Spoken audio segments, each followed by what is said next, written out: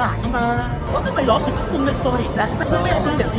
為咗一球免費雪糕，到底可以去到幾準？近日有知名雪糕品牌喺啟德零售館舉辦推廣活動，市民只需要追蹤官方社交媒體帳號同埋發布限時動態，就可以免費獲贈一份雪糕。不過因為現場反應遠超預期，雪糕供不應求，大會無奈需要暫停派發，等候補貨。現場有幾位排緊隊嘅市民隨即情緒激動，包圍工作人員理論，有人大聲抱怨話因為排隊搞到返工遲到，亦有人極度不滿，質疑未攞到雪糕點樣幫品牌出 story。面對群情洶湧，現場幾位推廣員承諾為幾位極度不滿嘅市民行後門優先安排雪糕，以安撫佢哋嘅情緒。因為我哋係跟特登去好快咁樣，人太多嘅時候就搞事係。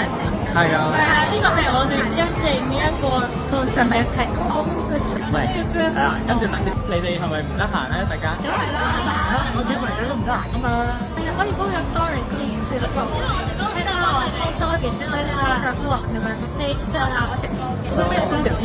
片段喺網絡流傳之後，大批網民留言力讚現場職員 EQ 高，應對得體，認為品牌應該為佢哋加人工。與此同時，網民亦猛烈批評現場起哄嘅市民貪小便宜，直言食免費嘢仲當自己係皇帝，為咗免費着數而大鬧商場，到底係香港人壓力太大，定係單純自私呢？Tagline 繼續同你 tag 進香港至 hot 話題，睇完記得 comment、like、share 同埋 subscribe。我哋需要你嘅支持，更需要你嘅消息。有料即爆 ，WhatsApp 報料熱線91060617。